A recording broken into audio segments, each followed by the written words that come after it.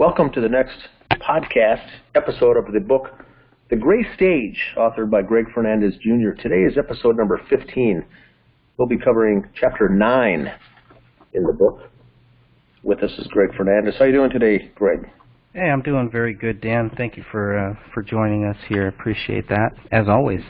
Great. We're going to be, for those following along at home, we'll be on page 70 if you're following along in the book. There's an item called, a section called Item 53 is where we're going to be starting today. Also joining us is Sophia, Catherine, and Stephen, and I think Anne as well. Welcome. Thanks. Hey, how you doing?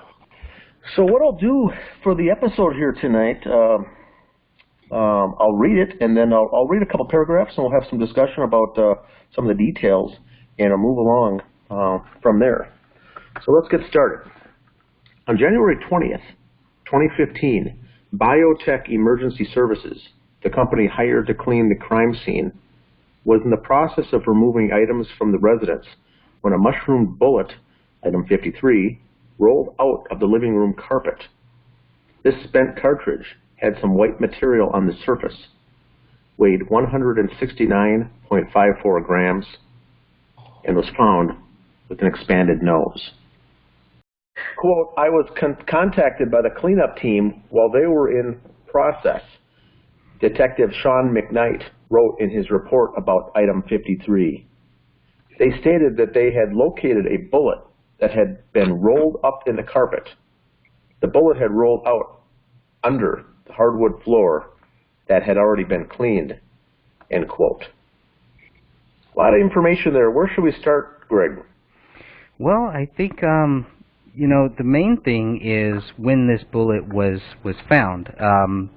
The bullet was found on January 20th, which is, if the police didn't leave until January 18th, that's 2 days later. We could say 3 days.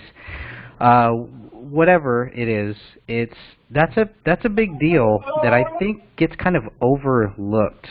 And I think as we go on here, as we look at some of these documents too, we're going to see that it's kind of item 53.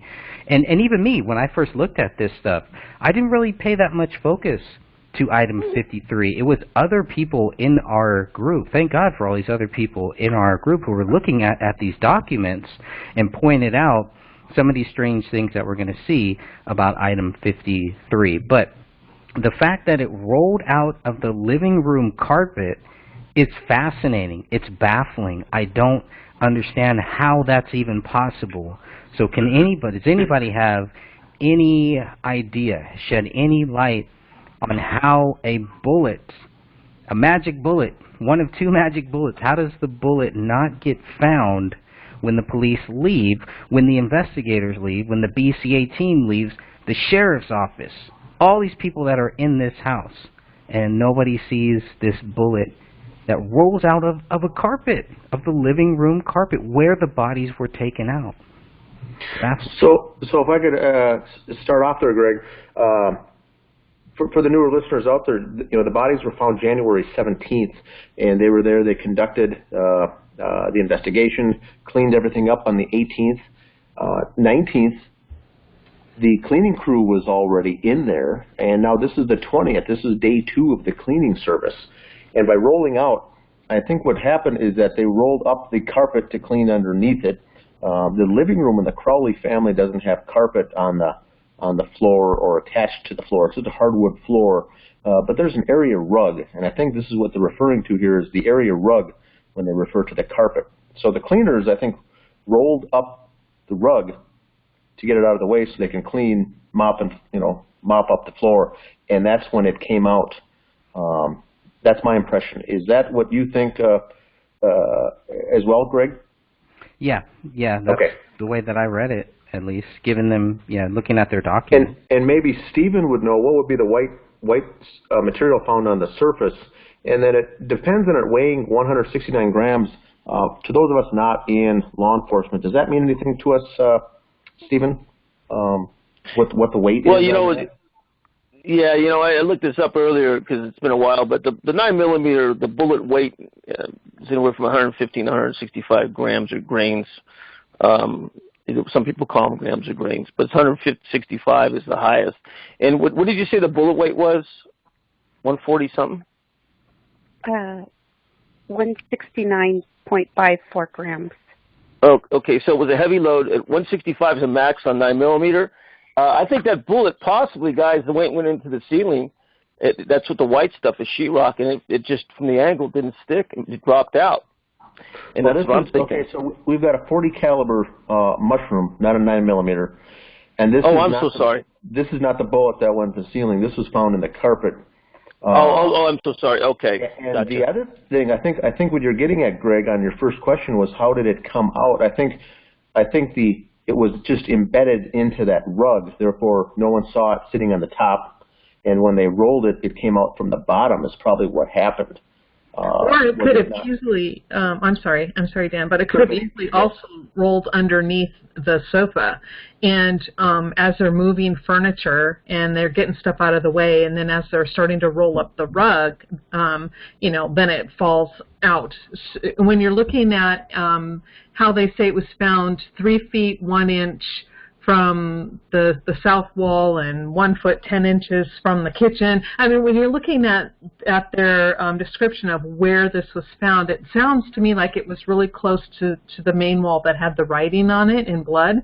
So that would put it real close to where the sofa was. So maybe my thought is maybe it after whatever it rolled underneath the sofa, nobody saw it, and until they're rolling it up, and then poof, it falls out. That would make sense. Yeah. And the carpet was underneath the sofa, wasn't it? Correct. Yeah. Okay, so that would make sense. But then what is this white stuff? What is... and that's why I was asking to look at those photos. I don't see any white stuff. So, but of course we don't see the mushroom den, but that's actually lying on the floor. But yeah, the whites and they don't really clarify. I've been trying to find that. Yeah, that's part of Joe Cooksley's notes. That was something that I just kind of noted there because I was trying to find anything on item 53, and I couldn't find that much on it. But so I don't know what the white stuff is. Like you said, we only have 4 or 5 photos of that bullet, and we only, and they only film it, or they only have photos of the bullet where it lands. So, like you said, we don't really know where the bullet was. They don't know where the bullet was, and maybe that's why it's not included in any of their diagrams, which is something I want to talk about later. And the other thing for this important thing to note for the listeners here, this is January 20th, so this is day 2 of the cleaners. Now we have to keep in mind that January 19th, the day before, is when several members of David Crowley's Gray State project team were in the house doing something that caused a neighbor to call 911 for suspicious activity. So they were already in the house at this time the day before. So the cleaning had not been done yet. Cleaning had been started, but the cleaning of the house had not been concluded. So this was day 2, and I think they wrapped up on this day. So they were just doing the final cleanup here, and that's when they found this bullet. And so you got to remember the Gray State guys have already been sitting in the living room on those couches or whatever, the very day before, in the process of the cleaning taking place. And so Stephen might be able to answer this.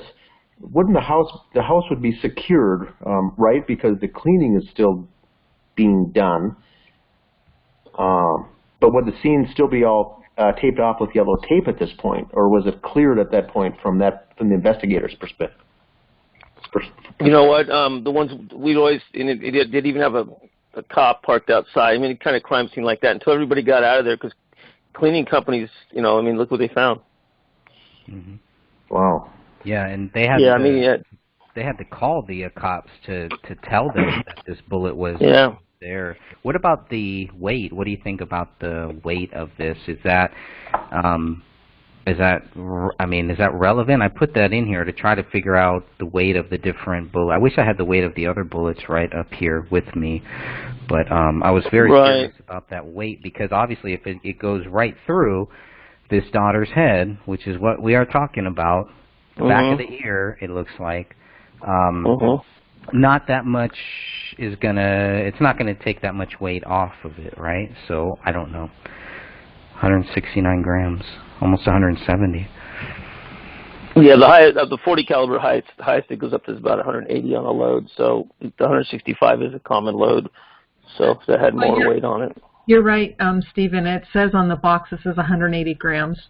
Oh wow, good to know. Okay. Yeah, they get about 7 different sizes, but 165 plus whatever's on it, maybe. We get 165 grain too. So does that help us see how far it would have traveled from hitting the daughter and then going into this magic area that none of the investigators or anybody in the house can find it until 3 days later when they're told about it by this biotech emergency services?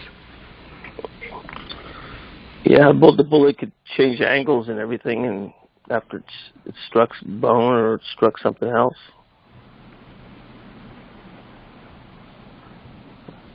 And it couldn't have traveled too far, right? Because that living room, Dan might know this because Dan's been in the actual living room here. It couldn't have gone that far. Trying to understand maybe the distance of where the daughter would have to have been shot, close range, and maybe Catherine or Sophia or Anne kind of know more about that because they've looked extensively over and over at the autopsies and about the suit and the stippling and all that stuff. Maybe there's some interesting stuff there.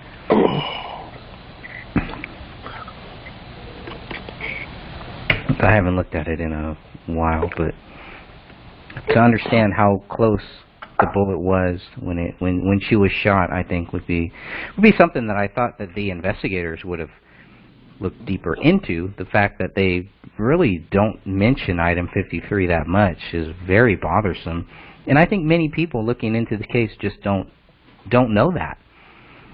They really don't know that. And looking at the documents, I can see why. Well, another thing is they may want to diminish it to some extent because it's once again it's something that they missed. Mm-hmm. Item 57 they missed, and so they tried to downplay it. Item 53 they missed, and they tried to downplay it. I think is the embarrassment is part of it. I think. Mm-hmm. That would make sense.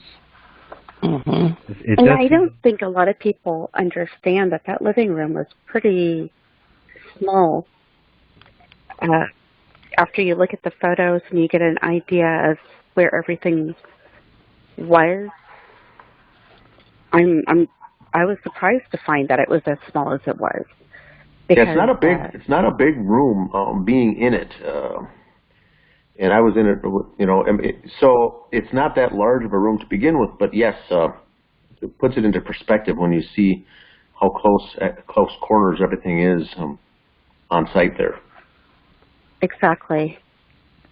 So when they say they stated that they had located a bullet that had been rolled up in the carpet, so they roll up the carpet with the bullet in there, and the bullet rolled out under the hardwood floor that had already been cleaned. I'm having a hard time understanding this, but I think Catherine, I think you kind of hit it there. Kind of shows that it was underneath. The bullet went through the carpet. Is that what you're kind of saying, Catherine? Is that what you think? No, actually, I mean, I don't know if it went through the rug or not. I mean, looking at the photos, there is some white fibers stuck within the mushroomed portion of the fragment. To me, that looks like part of the rug is stuck inside there. But I'm just saying that wherever it came from, did it bounce off something? I don't know, or did it just come... I hate to sound so crude, but did it just exit and then roll after, it exited the head? Did it then roll underneath the couch? I'm just saying somehow, someway, it's a possibility that maybe it rolled underneath the couch, and that's why it wasn't found until they're rolling up the rug. And Greg, I think I see what you're talking about as far as the comment. I think he worded it wrong the way Sean McKnight wrote this. You're getting stuck on, I think, Greg, where it says the bullet rolled out under the hardwood floor. Right. Well, right. It obviously didn't roll under the hardwood floor. It rolled out under the carpet and bounced around and landed on top of the hardwood floor. But the way Sean McKnight has it worded is that he actually does say it went under the hardwood floor. So that's obviously an error, is what I'm guessing is how he meant it. Yeah. He didn't mean to write it like that. Yeah, I think he kind of meant under the rug. The way that I really read it is under the rug. But yeah, I mean, obviously it didn't go under the hardwood floor. So. But they had it. It sounds to me like they rolled up that area rug first to clean the hardwood floor, and then while they were unrolling it, perhaps, or moving around that rolled up carpet already, it came out. That's how I understood it. Okay. Yeah. While they were moving it, once it's rolled up, and while they're moving it out of the house, then it rolls up, which is also kind of weird when you look at where. And I will add in the video version, I'll add some of the few photos that we do have. But when you look at where it landed, it pretty much landed on the same wall where the blood writing was. So that's also another curious thing. By this time, the couch is obviously moved. It had to, I'm guessing, but I'm assuming that it would have had to have been moved based on the photo that we've seen that was taken a few days after. It was already moved, probably by January 19th. That couch had been moved for whatever reason, which is also another strange thing. But it does look like, the bullet rolls next to that wall. So where were they moving it to? Where were they moving this rug? That made me think they were moving the rug out the back door, not out the front door, for it to have rolled that way. Unless you got two people on one side, a smaller guy on the north side, if you're looking at the house, I guess, or just looking at north and south on the diagram that we will show up here too. It's just kind of weird how it rolls out and how it just lands in this area here. It's very, very curious to me. Now, we definitely know that they had to find a bullet for Raniya, because at this point they didn't have one, but I'm jumping ahead here, sorry. I'll continue on with the next paragraph. Quote, at approximately 1300 hours on 1/20/2015, Detective Brian Bone reported, quote, Detective McKnight was contacted by the company cleaning up the Crowley residence at the request of David's father. The cleanup crew personnel notified Detective McKnight that they had discovered a bullet at the residence. They relayed to Detective McKnight that while picking up the rug from the main living room area, a bullet had come out of the carpet and fallen to the floor, end quote. So it pretty much matches, right? It matches yep. two things. And this is January 20th, which would have been a Tuesday, 1300 hours, so we're talking 1 p.m. in the afternoon on a Tuesday. David's father, it looks like he's the one who arranged for this biotech emergency services to come in. They found it, and then they found this bullet and called Detective McKnight. Now, looking at that bullet, the bullet comes out of the carpet. How far could that bullet have rolled? I guess too was another question. Rolls almost perfectly where you can see everything that you need to see with that bullet.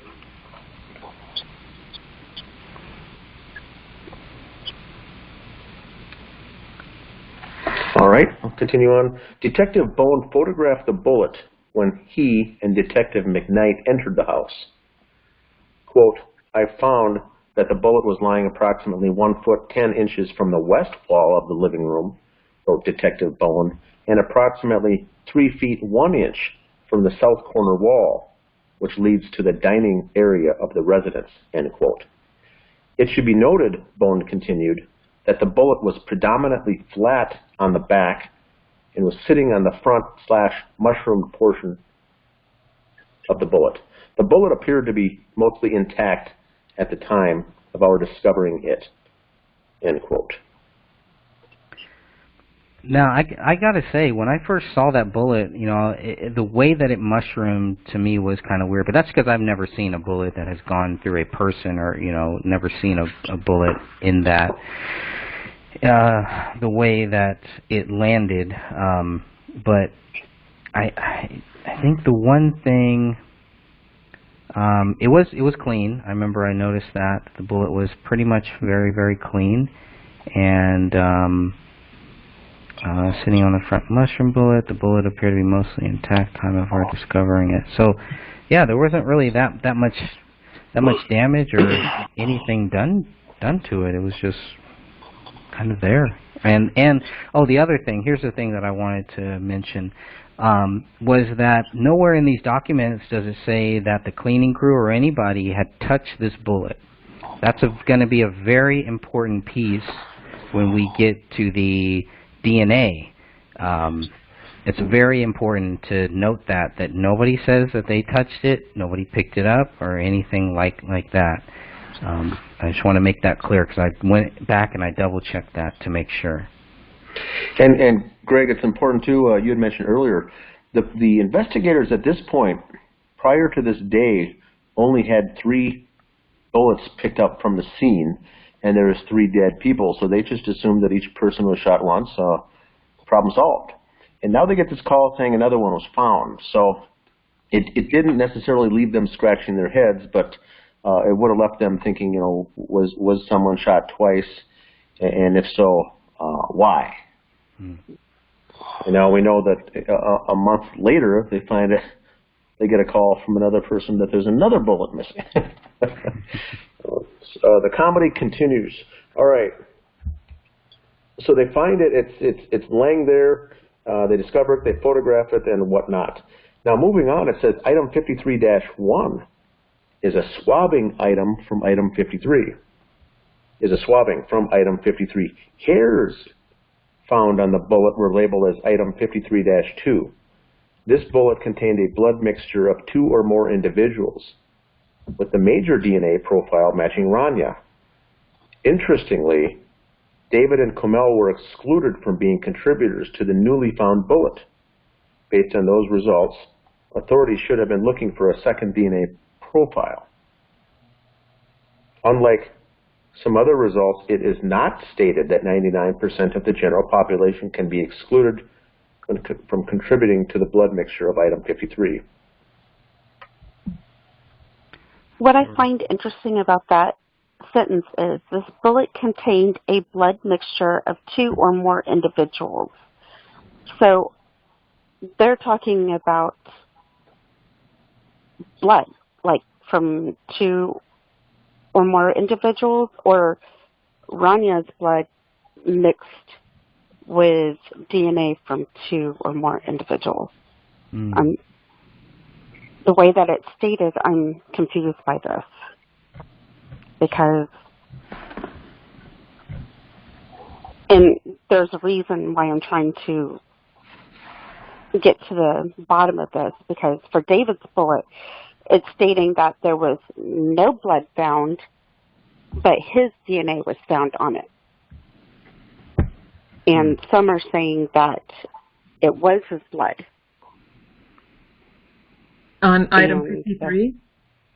On item 57. Oh. This is why I'm trying to get the clarification for item 53 first. Okay. So that when we get to item 57, we can determine whether or not that was from skin cells, or if saliva or whatever, or if it was legit blood. Well, from item 57, it was not from blood. So anybody who says that it was doesn't know what they're talking about, or needs to go back and just read these. Look at these documents here, and you can clearly see it. For item 53, yeah, it does look I'm not sure. You're right. It's hard to tell if they're talking about blood on 2 or more, or if they're talking about just DNA. Now, the reason why I would assume blood is based on the BCA 40-page report that we are also looking at here too, because that does say that they found blood, in one area of this bullet, one area. So how do you get a mixture of 2 or more people and you find blood in one area? Unless we're talking about blood in one area and then DNA in one area, but then again, that would show that somebody had to put their DNA on it, and we know it wasn't David, and we know it wasn't David's wife. This is one of 2 areas where we have missing DNA, similar to the notepad that was found in David's office. Could that be the same missing DNA? The same missing DNA that we see on item 53-1, is it the same person or persons? Because they're saying a mixture of 2 or more. It could be more people. And that makes me curious about the blood that was found in the kitchen, because it was never tested, but I'm assuming that's from the killer.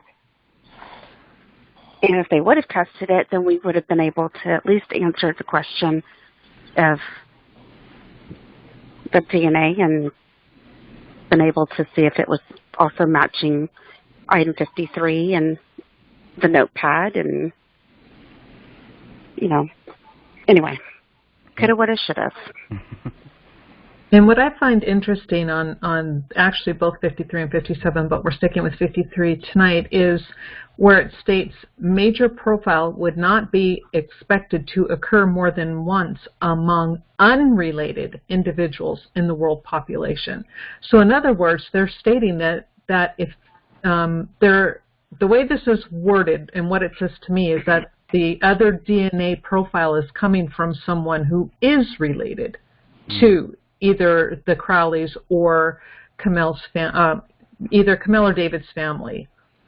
Because if they wouldn't expect to find it more than once in an unrelated individual, that leaves a whole lot of other people. You know what I mean? In other words, hopefully you guys understand what I'm trying to say. I'm tired. That leads me back to the gun safe and the type of DNA test that they ran on that. They were looking for a relative. Correct.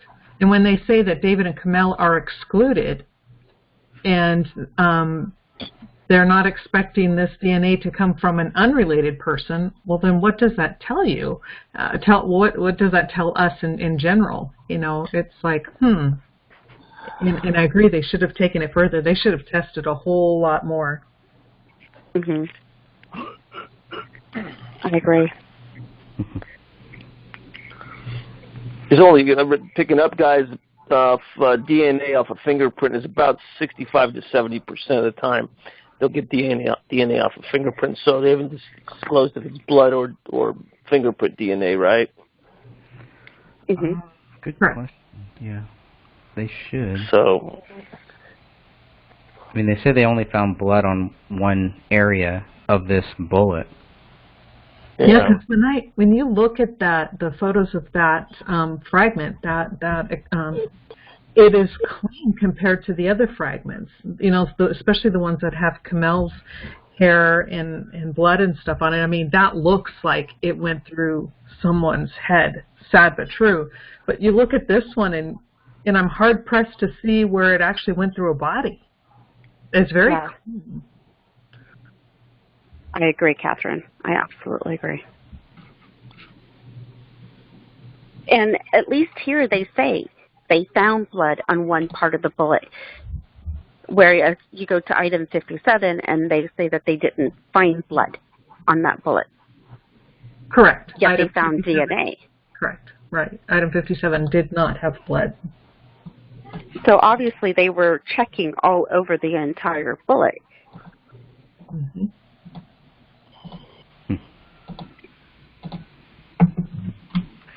Pretty interesting stuff there. I don't know what to think about that. And I think a lot. Can you guys hear me? Yeah, we can hear you. Can you hear us? Hello, William. I think he's having trouble hearing us, but I'll let him know that we can hear you. So, William, it's your technical difficulties. Can you hear us, William?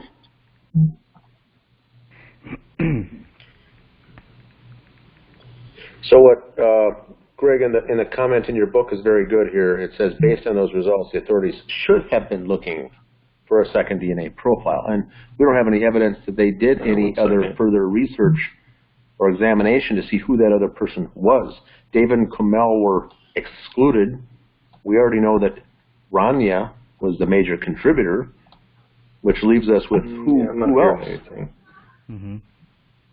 So that's a good point. Welcome, William. Can you hear us? I think he's working out his. He's got some gremlins over there trying to stop him from joining us. That's what happened. We've got one paragraph left. Should I wrap that one up, Greg? Yeah, sure. Final paragraph is, since authorities did not discover this spent round on their own, we will never know where item 53 landed after allegedly killing Raniya Crowley. What we know for sure is that item 53 rolled out of the living room carpet on January 20th, 2015. What we still need to know is the source of this missing DNA profile or profiles associated with this bullet. Now, I would think that just this here would warrant a new investigation or to continue the investigation. Do we need to present to them, to the AVPD? Do we need to present to them some of the other, do we need to find the DNA source for them? I mean, shouldn't they be looking for this DNA source? Why did they not? It's not like there's just one. There's obviously two here. Who is, at this point, at February 15th, 2015, who is in charge of this investigation? And who is looking at this DNA and saying, well, yeah, there's somebody else here, but we're not going to even go there? I mean, I would assume by looking at this that the investigation should have kept going on. There should have been some type of follow-up to item 53 and to item 41. And we're not seeing that. So the investigation cannot be closed. It could be one more reason why it's never closed, why it's ruled exceptionally cleared. But shouldn't the police put some effort into this now, into finding these two DNA sources? Or are we, what, we're six years later? Is that just a lost cause at this point? But how do they account for the two missing DNA sources? This is stuff that I wish I would have known when we had the opportunity to ask Detective Gummer the 21 questions. It's things like this that make me very angry that it took so long for us to get this data. It was like stalling and stalling and stalling, and even now there's still stuff that they're stalling me on. After all of this time here, there shouldn't be any stalls here. If they believe David Crowley is guilty, they should be able to lay it out in black and white. And all we see is just a gray stage here. And that's why we are here. That's why we are looking for justice. That's why we will continue to look for justice for this family, because who else is going to do it? Right. Yeah, you're right. Mm-hmm. So, Stephen, who would be responsible for that if, these results show up to the detectives? Would it be the responsibility of the detectives to say, okay, we need to start looking in a different direction, or is it the lab's responsibility? Do you know? No, it'd be the Office of Detectives, the police department, to drive that. And to answer your question, we'd have to take it as a PI case and get an attorney involved and write it up and try to submit it to the DA. And it's about the only route, and see if they reopen the case. But it's up to the cops to push any kind of evidence. Okay. Yeah. No, this is Dan. If this was, once again, if we put it in terms of a court case, this missing bullet that was just found wouldn't be admissible in this case at all anyway. So would they even be interested in pursuing it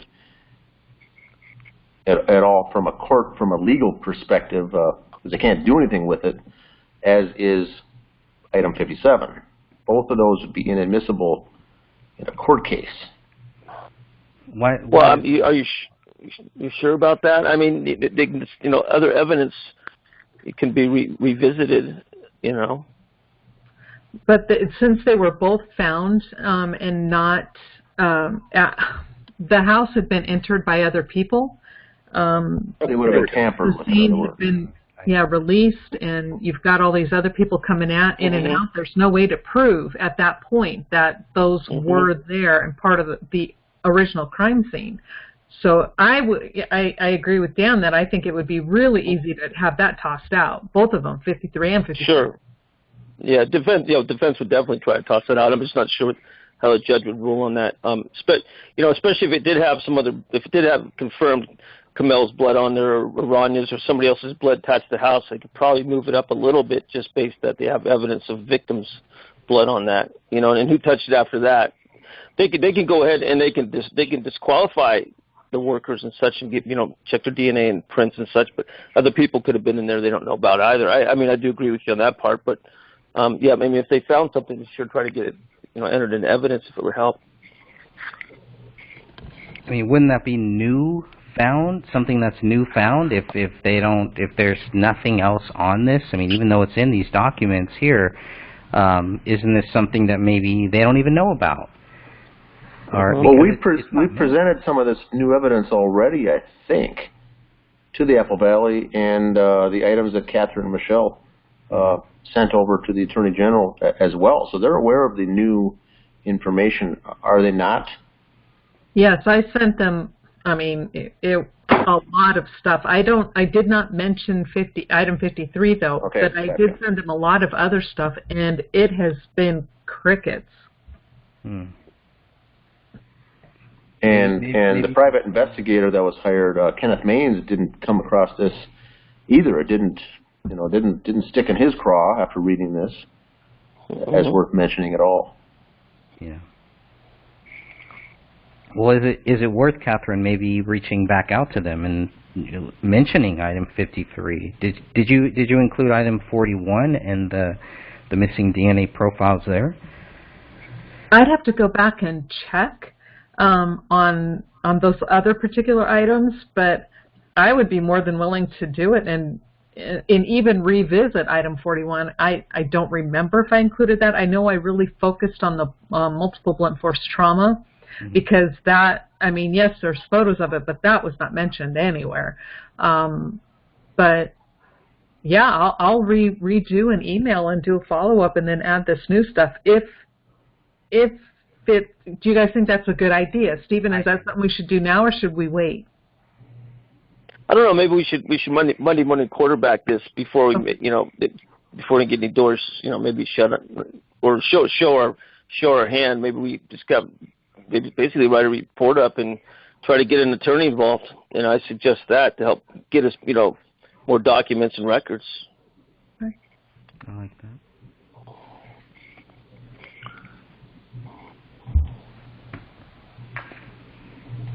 I like that. Well, I've got some notes here because I was going over the BCA 40-page document here that I've got pulled up, and just trying to find little things, anything that I could find on item 53, and things that I didn't include in the book either. So I was a little frustrated with myself today as I'm going through some of these items here to see why I felt the need to either leave this out, or maybe it just wasn't that relevant. But looking at this stuff, obviously we know item 53 is not part of the lab analysis request here. If you look at page 1 of this 40-page document, which you can find on my website, and I think Dan, I know you can find it in the group documents too. And you may be able to find it on uglytruth.info, Dan Hinnan's website too. But you can see this ends at item 48. So page 404. These are 4 pages. These are all of the items that are going to be looked at by the Minnesota BCA. Speaking of that, does the Minnesota BCA have any authority to investigate, period, or are they just simply data collecting, documenting, saying, hey, this is what we found and that's it? I mean, is there would they be of any help to try to get the case reopened, or is that kind of a lost cause? I think it could be, but that's the group that's got the inconsistencies with the metadata on the photographs. Mm-hmm. So they're going to be hesitant on doing anything, I think. I see. Well, the first 4 pages, this is signed off by Joe Cooksley on 1/18/2015. A big thing to note here, I'm going to go back up to page 1, actually. The estimated due date. If you look at the estimated due date, these are some interesting dates that we do have here. So there's not much time. They're giving it a couple months for most of these things here, but there's not much time for them to find these extra bullets. And because once they figure out, let's say that they didn't have item 53 or item 57, they would only have bullets tied to David's wife. That's it. So it's really odd that all of a sudden, a few days later, they find a magic bullet rolls out of this carpet. 1 month later, they find a magic bullet in this attic. They needed to find those. Whether they were just, whatever the case is, I'm glad that they did find them. And I'm glad that they actually documented them. But in this 40-page document that we're looking at here, it's really brushed over, especially item 53. I would even argue item 53 is mentioned less than item 57, and we're going to go through some of that here too. So the first one, only 48 items. That's all that they had when they left that crime scene. Then they have this other analysis request form that is not dated. This is 3 pages long here, filled out by Detective Bone. And they found other items. When they says, is this a new case, they put no, which is accurate because it's not. This is where they find item 53. The only thing they're going to test for is the nuclear DNA. Scrolling down just a little bit here, known DNA samples. I want to talk about the known DNA samples because they put yes and they put no.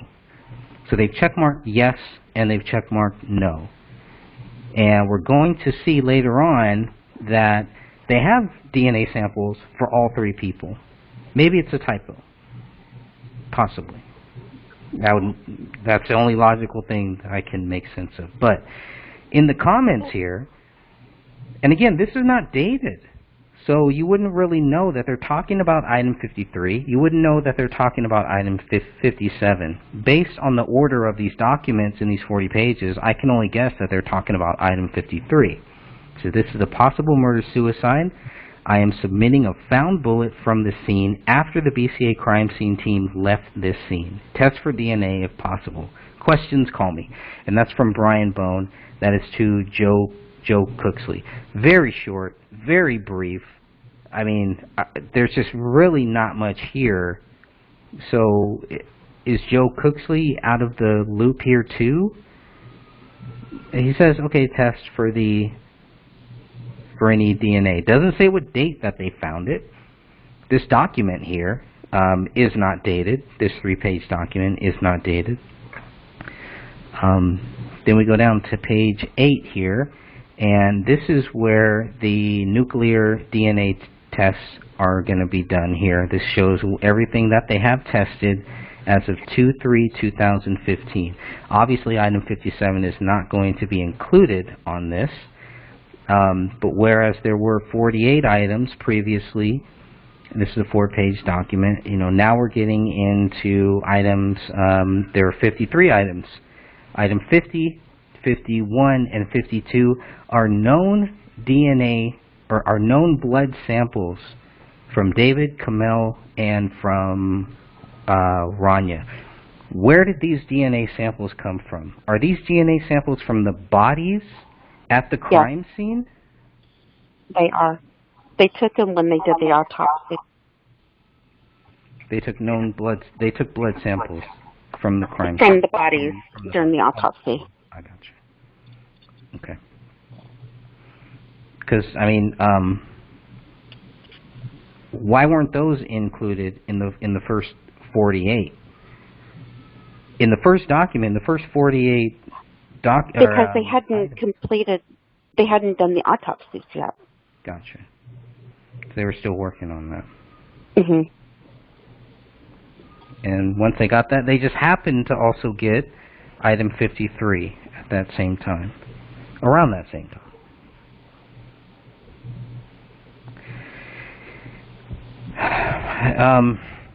Now here's the main thing here, looking at page 10.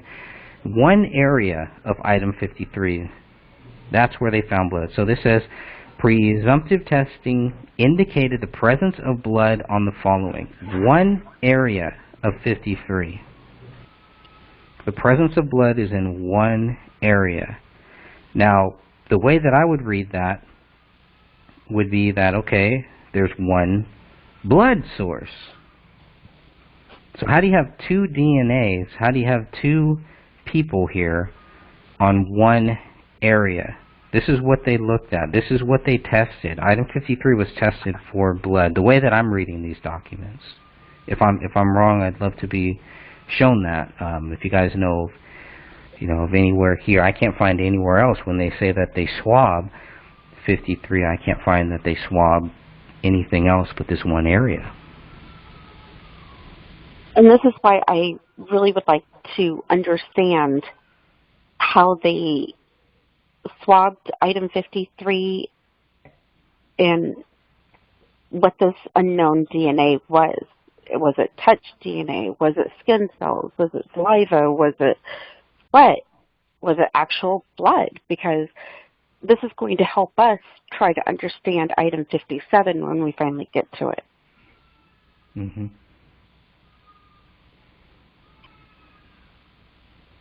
Okay. Well, what I find interesting about that part in the report right there where it says that they found blood on one spot. Now, if you have a projectile going through a skull, it should be all over, not just in one area. And again, that fragment looks really clean.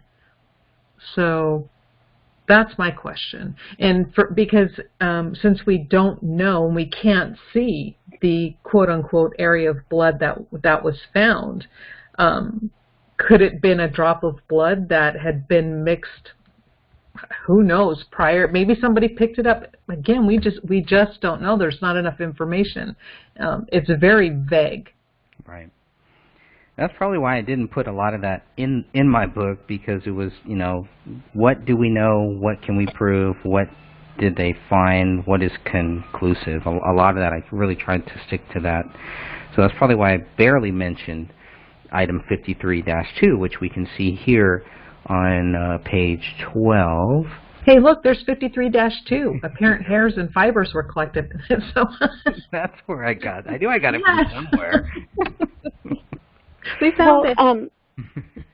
When a hollow point mushrooms, does it mushroom once it makes impact with the body or the skull or a wall even? Does it impact at that time? Does it mushroom at that time, or how does that work? Because upon contact with the surface, it'll mushroom, depending on how hard the surface is. So if it went through Raniya's skull, then it should have mushroomed by the time it exited? Correct. So it should be covered in her DNA, the entire bullet, correct? And they only found blood in one spot. Yep, that's my point. So it should have had tissue. It should have had hair. Yep. Yeah. A lot of hair. It didn't. Nope. Brain matter, everything. Yep. Huh. So does that help us maybe see close range, far range? This is another rabbit hole. What if it's you know, it just say that, you know, the wing, its wing girdle just barely touched your skin and just drew a little blood, and then when it went from maybe just barely touching her skin, I mean, it should be more blood if it entered any part of the body, but it would mushroom if it hit the floor or the carpet. It should be a lot more blood if it entered her body, though. That's for sure. And they didn't find any stippling for Raniya at all, so this was not an up close and personal. Well, this is where the idea, at least in my perspective, and we have Stephen here, because reading her autopsy report, it does state, where is her autopsy report? I brought it up here. It states the wound is surrounded by an approximately 0.5 centimeter wide faint circular impression. No evidence of soot, stippling, or unburned gunpowder particles is on the skin or bones surrounding the wound. Now, could that have been a silencer, or what? I mean, we know it's surrounding the entrance wound, the circular faint impression, but they don't find stippling or soot. Could that have been caused by a silencer? You're still going to get powder out of the barrel, okay, even with a silencer. So it still has to exit following the bullet. So okay, so do you have powder? Yeah, go ahead. No, I'm sorry. I was going to say, do you have any idea what that faint circular impression could have been? Yeah, they may have put the barrel against her head. Okay. But there should be stippling, correct? If they pressed it right against her head, maybe not, because I'm talking right against the skin. All that stippling is just going to go inside. It wouldn't be tattooing or stippling on the outside. And if her hair was down along that area too, the hair would absorb some of the stippling, I believe.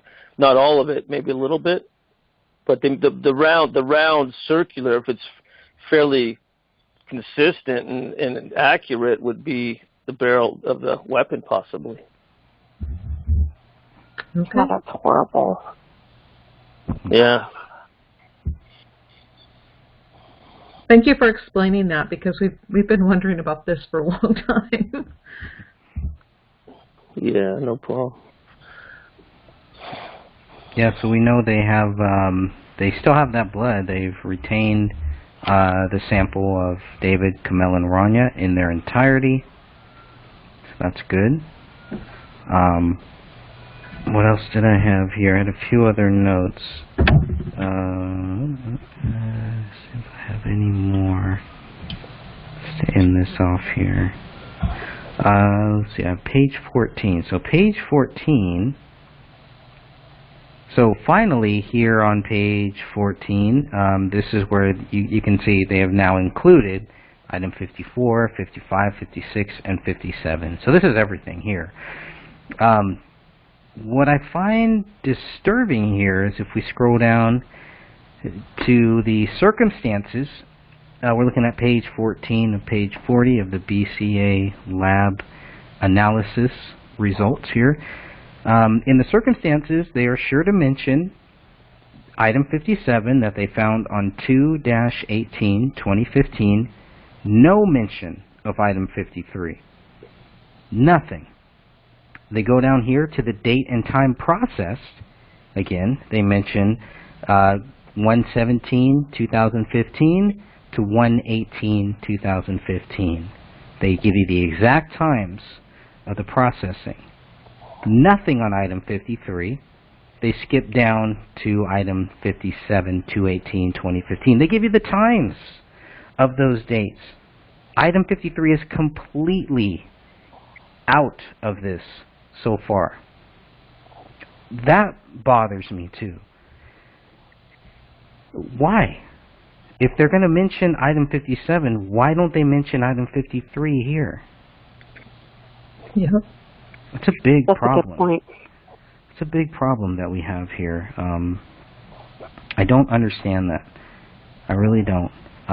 They're very careful to mention a lot of other things, to mention every person that's looking at this, etc., etc. It just seems like some of these documents were filled out and then they were added on. So where we see in the circumstances, it just looks like from where it says on 2018-2015, that was added later from the date/time process from 1745 hours to 1945 hours on 2/18/2015. It looks like that was added later. Why didn't they add? They had time to add that. Why didn't they add anything about item 53? I don't understand that. I don't understand that reasoning. Even looking at page 15, they have the location, the items. There's no item 53 here. It's mentioned later on, yes, but it's not here. I don't understand this. I don't understand. It just makes me think that item 53, maybe I always thought item 57 was the smoking gun. Maybe item 53 is more. I think that they actually both are. Yeah. In my opinion. Maybe we should make this part of the conference call. Yeah, I think so. These two. I think so. Which I do hope to get that set up here pretty soon too.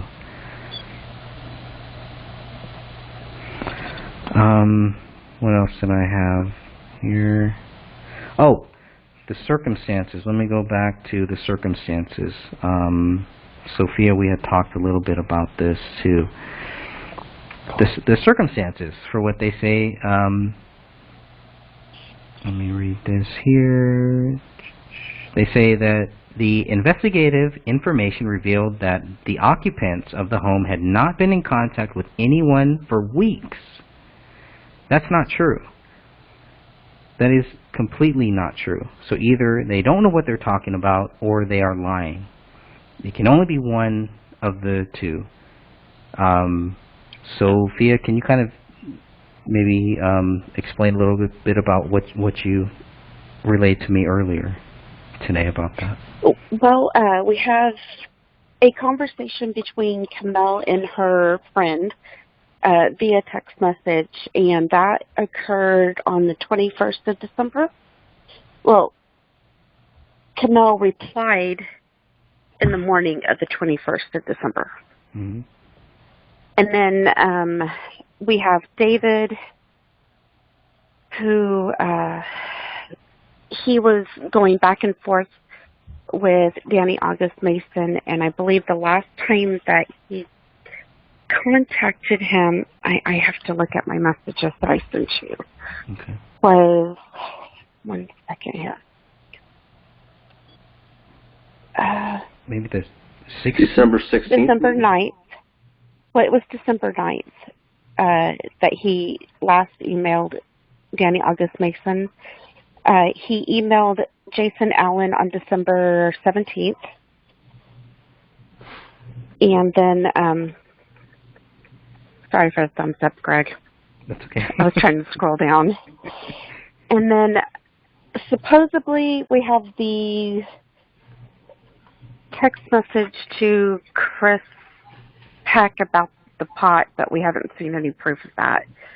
And we don't see any proof on his telephone reports saying that he sent out any text messages. So, but they made sure to include the emails, and they made sure to include Komel's text stream to our friends. So, and didn't David go to Smashburger sometime around then too, in December? Yes, there was. December 21st. Okay. Well, he had to speak with somebody there, so it's not like there's no communication. But weeks is the main thing here, because they're saying weeks. If they're saying that these people, all three of them died on December 26th, you've just given us 3 or 4 different dates, 3 or 4 different people here that spoke with him well within 1 week. So we're not talking about weeks here. But that's what we were led to think, that this was 3 weeks, more than 3 weeks. It had to have been 4 or 5 weeks, that nobody had talked with him. That's not true. We know that Sean Wright had also talked with David Crowley, too, if we're to believe Sean Wright, which he is not a credible source, but just based on what he says, he's one of the last people to have ever talked with David. That was in... I've seen no proof of that. I mean, I'm just saying what he says, right? Mm-hmm. So if he was one of the last people to talk with David, and Hendricks also said, you know, because I questioned him about that too, and he said Sean was one of the last people to talk with them, that was around December 16th, somewhere around that area, right, Dan? Do you remember any verification on that? Or did Sean Wright? I know he said he was David's the Rolodex, personal Rolodex, whatever the hell that means. But I mean, if he's talking to David there on the 16th, obviously that's not weeks. You know, that's I mean, that's 10 days. So. It's just, you know, and you have David. They pick up their daughter on the 19th. So this communication, no one has been in communication with them. It's just one little sentence, but it's, you know, where are they getting this stuff from? Why are they writing things like this? It's very frustrating. And I took it. I took it to mean something completely different. Oh gosh, sometimes I swear I'm an alien. When it says that they haven't been in contact with anyone for weeks and that a dog was active within the house, I took that and I understood that to mean that weeks from the time that the bodies were found. But see, to me, that means weeks being 2. So that means that somewhere around January 1st, somebody had to have had contact with them, which means that they weren't dead at Christmas time. So that's where my brain went with it. Oh, I see. Well, they say because there was no activity past December 26th, they think that that's the date that everybody was dead. Oh, right. And that's where I think we as a group can state that the lack of consistency within their time frame is like appalling, because for me the key part of that sentence isn't just the weeks, but that the dog was active within the house. No, wait, it says that the dog was active in the house upon arrival. So you're correct. So I could have obviously just read that wrong, but for me it still states that either they're saying that they're inadvertently stating that there was contact somewhere around the 1st of January with this family, or they're saying that there was no contact with that family like how you understood it, weeks before the 21st. So right. What is it? It's a month and a half. You know, there's a huge month and a half time frame that they are leaving it completely wide open to anyone's interpretation. There's nothing is concise, nothing is explained. Yeah, this investigative information says, you know, that they didn't make contact with anybody weeks. I definitely took that to mean December 26th, giving them the benefit of the doubt. I kind of even think maybe that it's possible that they were dead well before that date too. But let's just say that it's December 26th. Everybody's dead. Obviously, if it's in January, that makes sense for that they haven't been in contact with anybody for weeks because they were dead for a couple weeks between that time. But if we go by their logic, by what they're saying, by the December 2026, we know that that David's wife was in contact with somebody on December 21st. That's days. That's not weeks. And then we got the other people that they were also in contact with too. Now I have to remember too, by this point, they don't have. I'll have to go back and make sure they don't have the phone records that show that you know no they had their call there hadn't been any calls made until what was it, November? Sophia, is that right? David's last For call? David, it was after Thanksgiving in November. Right. Right. So that's a whole other issue there. So it's not like it's a big deal for me, because obviously they're not they're not calling people. He's online chatting, he's online doing things, he's sending messages to people online, he's meeting with people, he's picking up his daughter, he's going to Smashburger, he's doing things. Okay. We actually don't know that David was the one who went to Smashburger. Somebody could have taken his card. Komel could have even used his card. True. We're just assuming that it was David who went to Smashburger. Somebody went to Smashburger with their card, definitely. So. Correct. Someone his card was charged on December 21st for $30-some of purchases at Smashburger in Apple Valley. Mm-hmm. We don't know who physically went there and got what. Dan, have you ever eaten at Smashburger? No. Okay, I'm just trying to figure out, would $20 be for two people? Or one?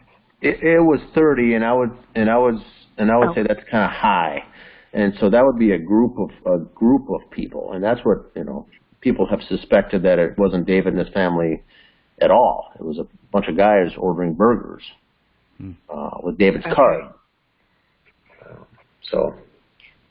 Well, the reason why I asked was because if we go to like Five Guys here, just my daughter and I, it's like $25, $26. And that's just usually 2 drinks, 2 burgers, and a fry. Okay. So that's Texas. That's your Texas prices there.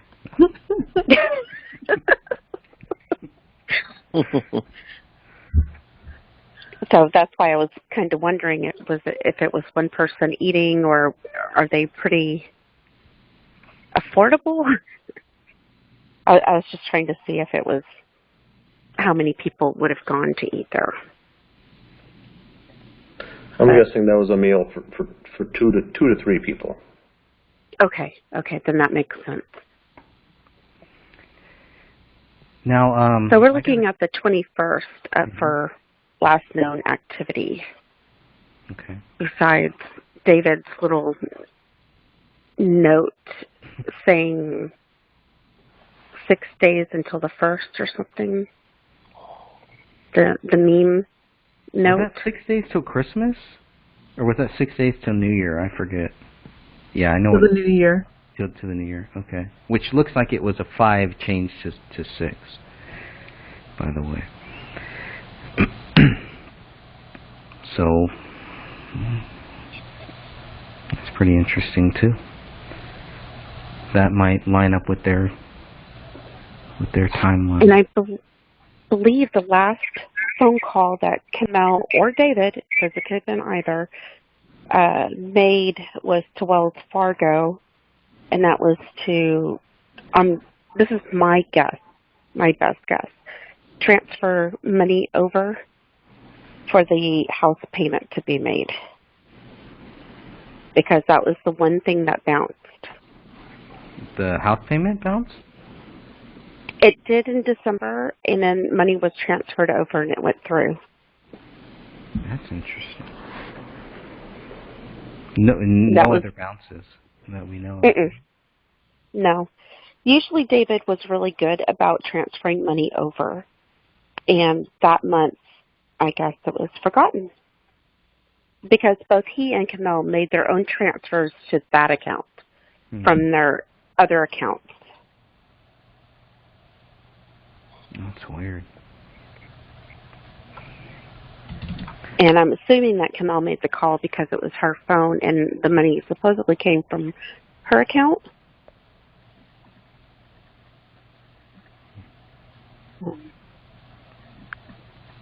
Well, I got page 21 pulled up here, And this is where I had assumed we would see item 53. It's not here. I need to go back and look at all of the other diagrams because there are several of them. So, but this one is the one that's in their 40-page document. This is the official one here. So if item 53 is going to be in any of the diagrams, it should be here. Now I need to go back and see if it's in the ones the drawn diagrams. It might be there. I'm not 100% sure. But looking at this, I'm just going to, with my cursor, I'm going to show where item 53 was. And this is where item 53 should have been found. And as you can see, there's no item 53 there. There's item 57. So if they didn't include item 57, I would say, okay, well, that makes sense. But the fact that they include item 57 and not item 53 frustrates me. Why would you not include that one? And just to, I just want to piggyback off what Greg is saying about this page 21 of 40. I think it's pretty important. Okay, so I was looking over some of the reports on the bullets while you guys are talking. There are 3 bullets with white substances on them. One is item 45, which is the bullet that went in the south wall. One is item 53.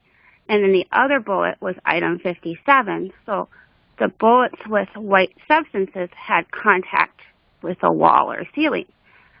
And then if you read the page 21 out of 40 that Greg is referring to, it says in here, a hole was observed in the south wall of the open area. This is item 45.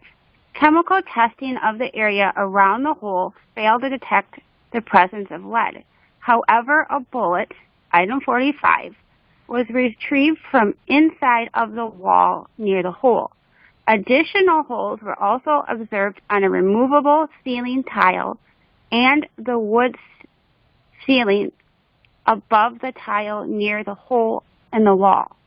On the other side of the wood ceiling was the wood floor from the living room underneath the area rug.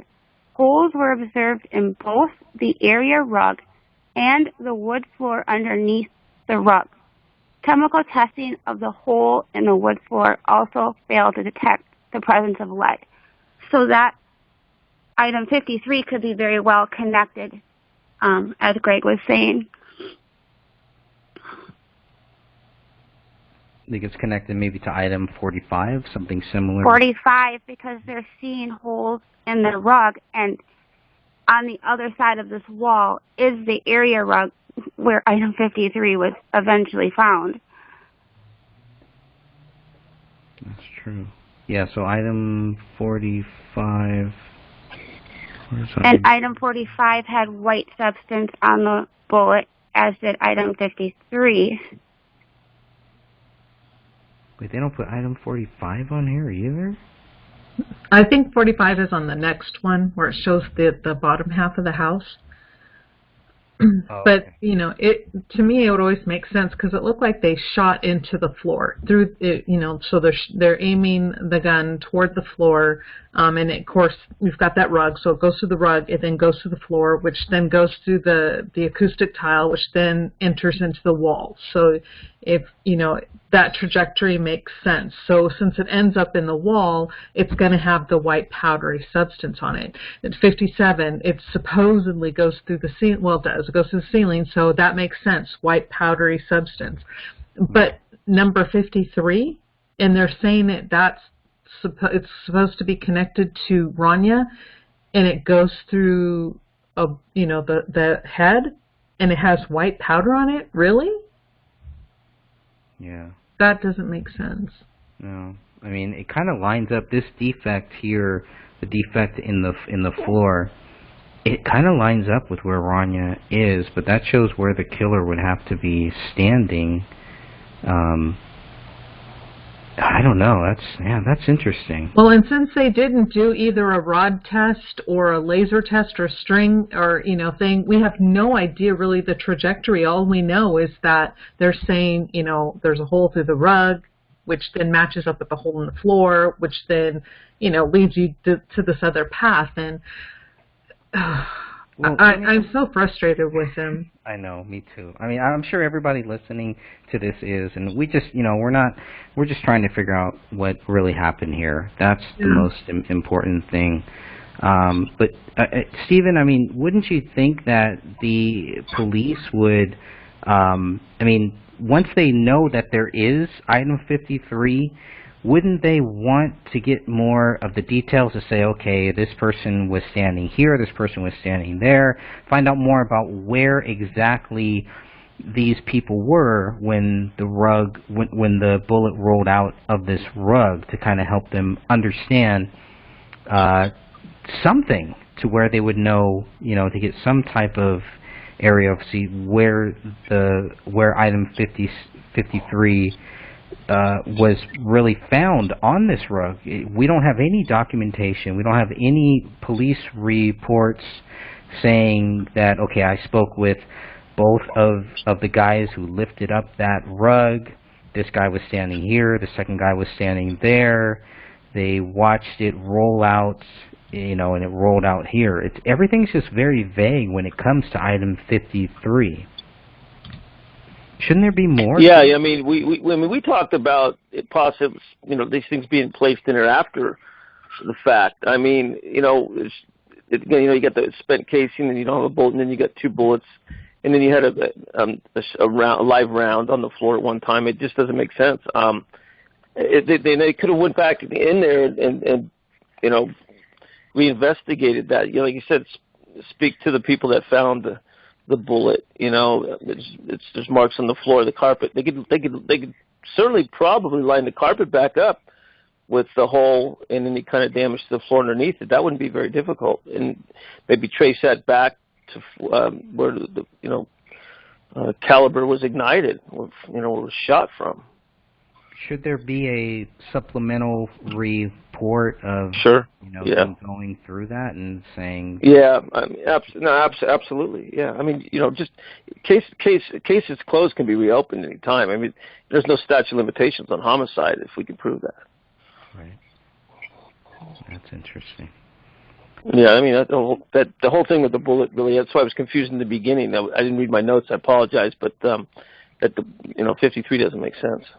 No, it doesn't.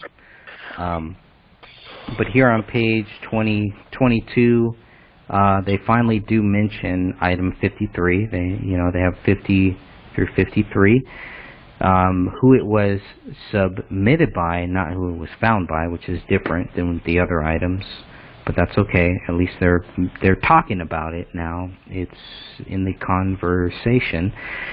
Item 53 is included in the nuclear DNA section, and it's also included in the firearms section. So that's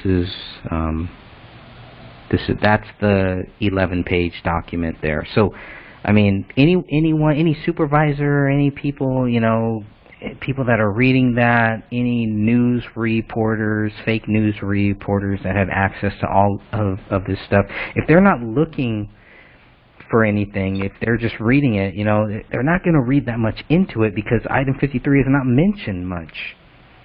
But to a journalist, to people who really care about what happened here, to people who understand what item 53 is, it's a big deal that it's just glossed over. Glossed over more than item 57 from what I can see here. I find it interesting here, page 23 is just the item 52, which is Raniya's blood sample. So it isn't like, 50 and 51, which is David and David's wife. That's their blood sample. It's just weird that we have this one document here dated 3/16/2015 that only mentions one item, item 52. I'm not sure what's going on there. It just looks like a lot of backtracking here, that they're kind of saying, okay, item 52 is a single source composite DNA profile indicated as a female, was obtained by comparison to other samples in this case. So when we say, when I ask where did Raniya's DNA come from, the reason why I don't believe it came from her autopsy is because they never confirmed Raniya's autopsy. They never confirmed that that was her body. It's circumstantial. So that's a big deal. Now, maybe I got that wrong, and if I got that wrong, I hope somebody will help me understand, because I want to get it right. You know, whatever the truth is, I want to make sure that I get it right. But the way you're correct. They never actually confirmed her. They just drew that. But the blood sample did come from the body that was in the autopsy. Okay. So they're wording this in a certain way here. I mean, it's like they have this item 52. They don't even mention Raniya's name here. I mean, they do at the top that, you know, it's a known blood sample of Raniya, but the results of the DNA profiling with an asterisk next to it was performed on item 52, and the DNA results is a single source composite DNA profile. So they're testing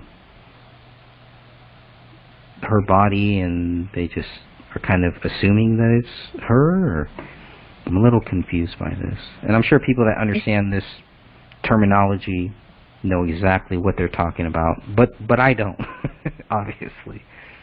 Well, I do have a question for Stephen in regards to this. Do they normally just take blood from the bodies, even though they haven't been positively ID'd, and do DNA tests from that against items found at a crime scene? Or would they take, like, known toothbrushes and hairbrushes and use that DNA? They would use it all. If you don't have an ID in the body, you'll John Doe that one, John Doe, Jane Doe, and try to match everything up under the John or Jane Doe until they identify the bodies. But they'll collect the evidence and mark it best they can. And the toothbrushes and such like that, definitely they would collect them separately and then match your DNA up with any kind of blood DNA or anything else. But they'll John and Jane Doe the bodies, but they'll still collect everything. Interesting. And we don't see that at this crime scene. They didn't take those items. I know, it's unbelievable. I mean, if anything that goes in your mouth, I mean, even silverware that's not washed, maybe laying on the counter. I mean, anything.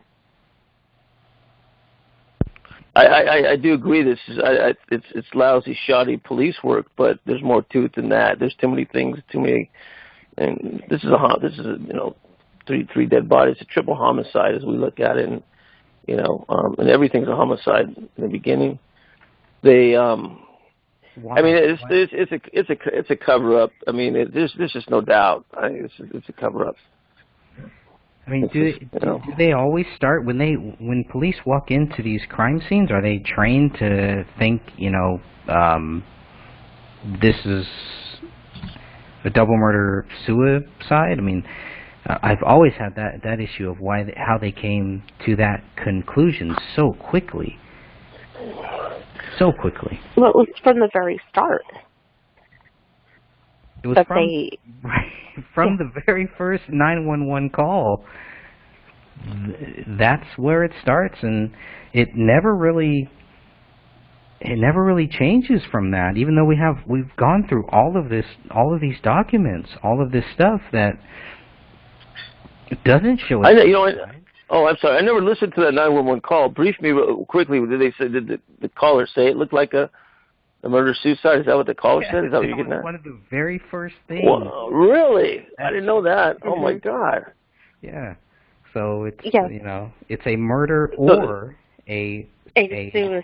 Yeah. But if it's a suicide, wouldn't it be, I mean, there's three bodies there. So why would you say a murder or a suicide? Be a murders or suicides. I don't know. It's just. If I looked through that window, I would have thought homicide, 3 murders. So I wouldn't have thought suicide. Not even close. Just from if the guy peeked through the window, and there's no way. I mean, here is like, she's like, yes, this is Judy Prochnow. I live at Ramsdale Drive. I'm leaving out her address. The 911 operator says yes, and Judy then told the dispatch, I think there has been a murder or suicide next door. Wow. That's jumping early. It's pretty early. Yeah, it's real, especially for someone who isn't trained or anything. I mean, even myself, as a former officer, if I peeked through the window, I wouldn't have thought suicide. I mean, there's just 3 bodies. To me, it looks like I'd call it murder until proven otherwise. Yeah, and that's just some neighbor. But what do the police find? What do they find to say? Oh yeah, this looks like a murder or a suicide, a murder and a suicide. There's nothing there. We've gone. Well, go ahead. The police department was familiar, or at least officers were familiar with David prior to this? Yes, they had been called. Yes. Yeah. Right. Were they aware that, he was doing the deep state stuff or anything else? I mean, they had friendly talks with David. From what I hear, some of the cops, because back in September of 2014, David had a garage sale, and he was selling some military stuff, movie prop stuff, basically. Right. And so one of the neighbors called the cops, and so the cops showed up, and I guess some of the cops actually ended up buying some of those props. So, there was nothing bad there. There was a neighbor, a young kid, and maybe Ann or Dan or Sophia or Catherine know more about this. It's a video that we don't talk that much about, but we probably should. There was a young kid who talked about David and said that he did not think that David had committed this crime, and Judy Prochnow called him autistic and was basically putting this kid down. And it's just really weird stuff like that. The actions of so many people, who claim to be David's friends or David's neighbors and stuff like that. It's just really odd the way that they acted. But even if we discount all of that, go ahead. Well, it's also how they're still acting. Is because if you're on Reddit or Instagram or anything and you talk about this case, boom, she pops up and she tries to control the narrative immediately. It is the freakiest stuff ever, and that's why we try not to say her name, because it's like a moth to a flame. Wow. Yeah. Oh. And then it goes from her trying to control the situation to then attacking. Yeah, which she has no facts to back any of this stuff up, is not looking at any of the stuff, will not debate any of these factual documents, the actual document. I don't know if she's even read them. She only spoke with David once, twice, maybe. She even admits that she didn't even know him. Yeah, no, she doesn't know anything. She's almost, the only relevance, from my view, the only relevance she has to this case is this call, the 911 call, and the fact that the Gray State goons have taken advantage of her, talked bad about her, and pretty much have tricked her into whatever she thinks is really going on. But she's one of the people that thinks that there was a pact theory, that David and his wife had this pact to kill themselves and to kill their daughter. At the same time, she'll say that the official theory is right. You can't have it both ways. The official theory states that this was a double murder suicide. If there was a pact, that is a double suicide and a murder. So even that logic, that's why people should not even take her seriously. And the crazy thing is, she sits there and spouts all this crazy stuff about David, and then she had allowed her grandchildren to play over there. Yeah, it's completely unsupervised by her. I mean, it's just crazy. If he was somebody who was so unstable and stuff like that, why are you letting your grandchildren play over there? Yeah, it's ridiculous. So, or not even know him or speak with him, but you're allowing your grandchildren to go over there. That's crazy. I mean, allow them to play in the backyard where you could see them and you can see what's going on. Or at least go over there and strike up a conversation and get to know that person before you allow your grandchildren or anybody to go into that house that's part of your family. I mean, I totally would not have ever allowed anything like that to happen. No, that's ridiculous. Without knowing the person. Let's see, what else do I have here? Okay, page 31. Let's go to page 31 here. 31. Okay, so 31. These are the results of the firearm. Because I was trying to see, okay, they say David's gun fired item 53. So let's see what they have. What evidence do they have? Now, in the BCA 488 document, you'll find probably a lot of more of the actual details of this here. But just looking at what they have, what they finalized, based on everything that they find, etc., etc., this is what they say. They say that item 1 did fire item 53. So, okay, so that's great. Based on what? That's where it gets a little tricky here, because they have a hard time. I know we're going to talk about item 57 on another show, but they have a hard time connecting item 57 to that gun. And they use item 31, which is a bullet fragment, which is completely weird too. But they don't really explain how do they prove that item 1 fired item 53.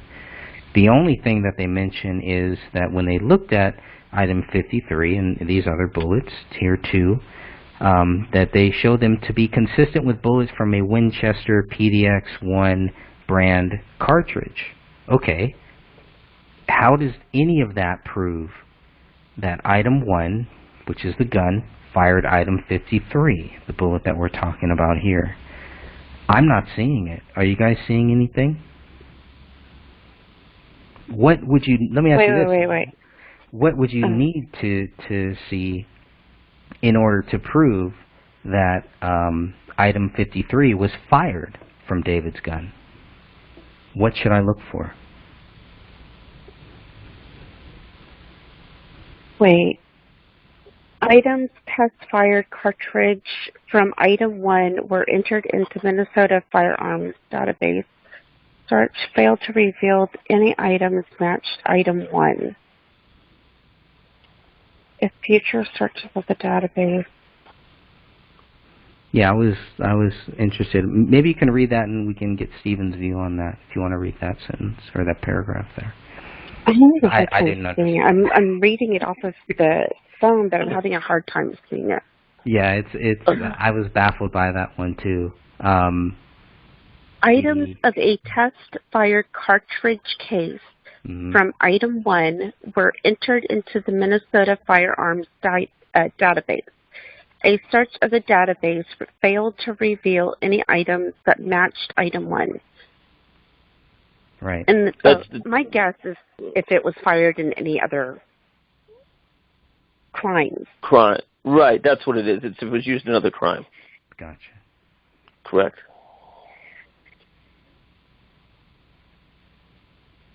And then it says at the very top, item 1, Springfield Armory X the 40, yada, yada, yada. Fired items 2, 3, 9, 30, 36, and 37, parentheses 6, 40 caliber cartridges, and items 42, 43, 44, 45, 53, and 57, 6 bullets. Based on what? Yeah, they were matching the cartridges and the bullets that were found at the scene. Right. But how did they prove? I mean, look at how much time would they spend time to try to connect item 57 to item 1. They have to use item 31 in order to do that. So what do they use to connect item 1 to item 42, 43, 44, 45, and 43, and 53? It's not here. Is it in the large BCA report, the information of how they matched these bullets up? That would have to be, yeah, in the BCA 488. They would have those images would have to be there to show, okay, well, we match this because if you shoot a gun if you shoot a bullet out of this gun, these markings should be there. So that's what we should look for then, I guess.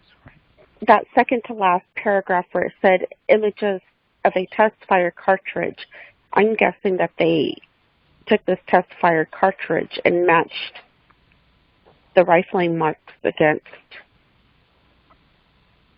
all the ones that were up in this first paragraph. But if they did that, they wouldn't need that. They wouldn't need item 31 to match item 57. That's a whole other issue. I know that's a whole other thing.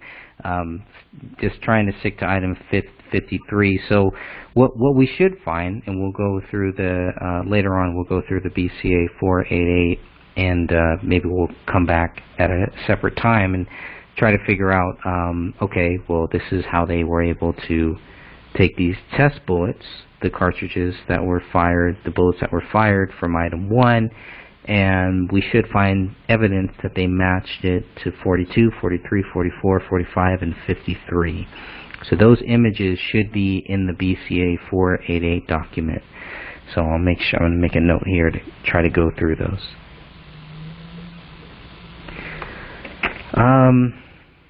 Just looking at some final thoughts here, unless anybody has any final thoughts. I'm glad you're all still with me. I'm sorry for making this so late. I do apologize for that. But I'd like to get some final thoughts from everybody just regarding item 53. I don't think I have anything else from my notes. I think I've covered pretty much everything I wanted to with item 53. Well, I'd like to say is that it's shoddy police work. The crime scene was messy. I think it was above their pay grade. If it's a straight shot with investigation, they should have stayed in it. I mean, they should have looked hard. I mean, there's so many things they didn't do. It just wasn't thorough.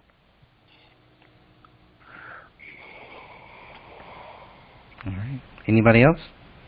Final thoughts?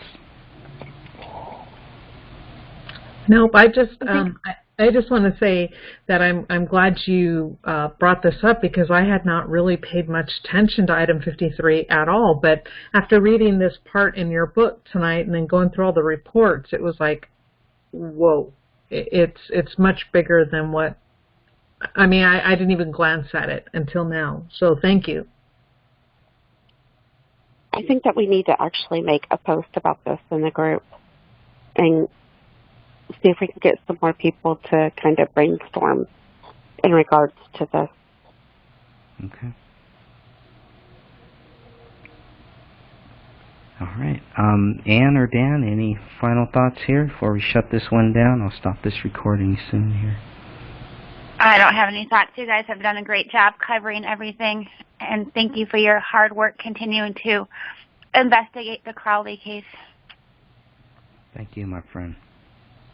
Was William ever able to join us? No, he was not able to, but I do hope to get him on our next podcast, which we will be covering. We'll be staying on this chapter.